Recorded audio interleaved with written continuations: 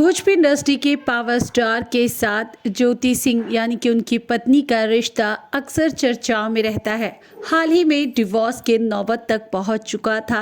पवन सिंह और ज्योति का रिश्ता, लेकिन बाद में दोनों ने एक दूसरे के साथ सुलह करके एक दूसरे के साथ रहने का लिया फैसला और तभी से अक्सर सोशल मीडिया पर ज्योति सिंह की हर तस्वीर वायरल होती रहती है, जिनमें से एक हाल ही में तस्वीर वायरल हो रही है जिनमें ज्योति की गोद में नजर आ रहा है एक छोटा सा बच्चा, जिसे देख करके लोग तरह तरह के कर रहे हैं कमेंट्स। लेकिन हम आपको बता दें, दरअसल में ये तस्वीर ज्योति की बहन का है और इस तस्वीर में जो बच्चा है वो भी ज्योति की बहन का ही है, जिसे लेकर ज्योति काफ़ी खुश है और अक्सर इस बच्चे के साथ इनकी तस्वीर वायरल होती रहती है। फिलहाल पवन सिंह और ज्योति के जीवन शैली को लेकर के अक्सर हर खबर पर दर्शक नज़र बनाए रहते हैं कि आखिरकार उनके स्टार्स की ज़िंदगी में चल क्या रहा है। बाकी दोस्तों, भोजपुरी से जुड़ी तमाम खबर को जानने के लिए अभी हमारे चैनल को कीजिए सब्सक्राइब।